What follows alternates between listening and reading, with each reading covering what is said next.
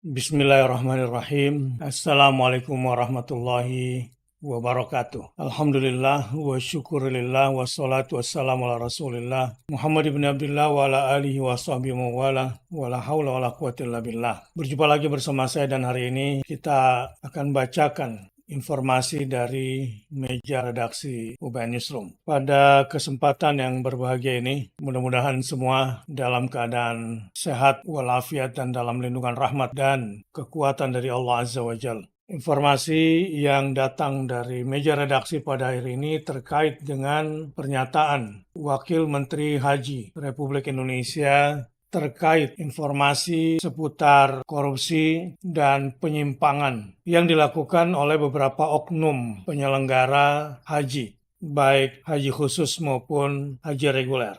Memang perlu dikonfirmasi, tapi sudah terlanjur viral dan menyangkut beberapa tokoh agama dan ormas Islam yang disebut. Kartel haji terbongkar. Wamenhaj Dhanil Ansar ungkap modus badal fiktif hingga penggelapan dana dam bernilai miliaran rupiah. Dana dam ini artinya dana untuk membeli kambing hewan dam di Mekah, yang kalau kita beli di bank di sana sekitar $100 per hewannya dulu. Kalau sekarang saya nggak tahu berapa persisnya, nggak tahu juga. Wakil Menteri Haji dan Umroh Dhanil Ansar Simanjuntak mengungkap dugaan praktek kartel haji yang melibatkan sejumlah oknum bimbingan ibadah atau kelompok bimbingan ibadah haji dan umroh KBIHU, mukimin Indonesia di Arab Saudi, hingga petugas haji. Ini oknum-oknum yang dikategorikan melakukan praktek kartel haji. Modus yang ditemukan meliputi badal haji fiktif. Jadi ada orang menitipkan haji kepada seseorang. Nah, ini fiktif pelakunya. Memang ada seperti ini. Kemudian penggelapan dana dam.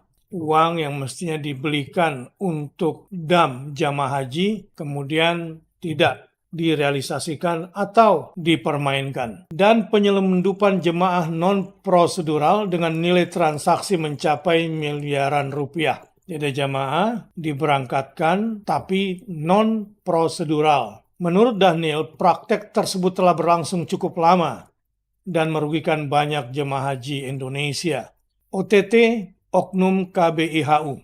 Dhanil membenarkan adanya operasi tangkap tangan atau OTT terhadap oknum KBIHU yang diduga bekerja sama dengan mukimin di Arab Saudi. 3 modus dugaan penipuan. 1. Badal haji fiktif.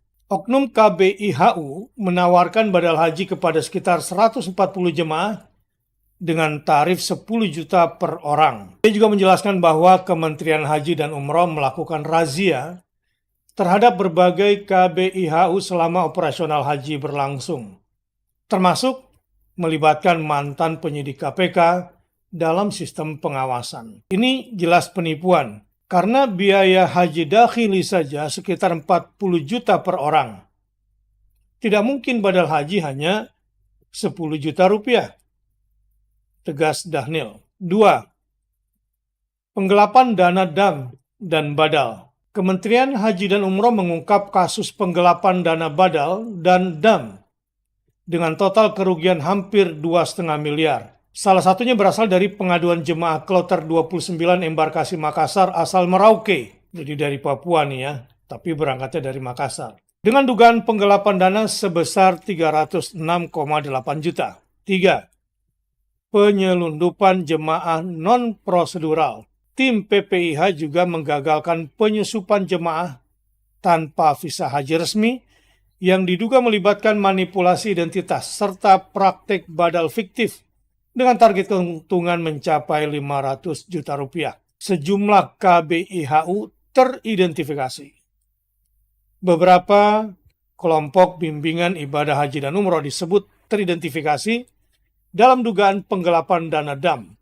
Di antaranya berasal dari Malang, Tegal, Pati, dan NTB. Sebagian dana berhasil diselamatkan, sementara sebagian lainnya masih dalam proses hukum. Dhanil, pelaku kartel haji orang yang paham agama. Nah, ini sudah menjurus ya kriteria pelakunya. Dhanil menyayangkan praktek tersebut justru dilakukan oleh pihak yang memahami agama. Dia mengaku tetap melanjutkan upaya pemberantasan meski mendapat tekanan dari berbagai pihak. Kementerian Haji dan Umroh memastikan akan memberikan sanksi administratif hingga pidana terhadap oknum yang terbukti melakukan pelanggaran. Saat ini, Kementerian Haji dan Umroh terus berkoordinasi dengan KJRI Jeddah dan Polri untuk menindaklanjuti proses hukum setelah operasional haji selesai. Perspektif meja redaksi UBN Newsroom. Kasus dugaan kartel haji menunjukkan pentingnya penguatan tata kelola penyelenggaraan ibadah haji yang transparan, profesional, dan berintegritas. Penegakan hukum yang tegas diperlukan untuk menjaga kepercayaan masyarakat serta memastikan pelayanan haji benar-benar berorientasi pada perlindungan jamaah. Bagaimana perspektif kepatuhan terhadap syariatnya?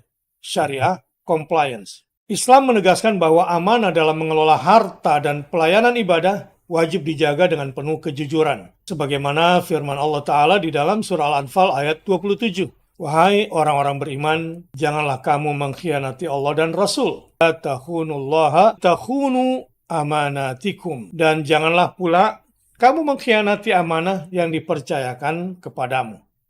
Begitu juga di dalam surah Al-Baqarah ayat 188. Dan janganlah kamu memakan harta sebagian yang lain dengan cara yang batil. Sebagaimana Rasulullah SAW bersabda, barang siapa menipu kami, maka ia bukan termasuk golongan kami. Hadis riwayat Muslim.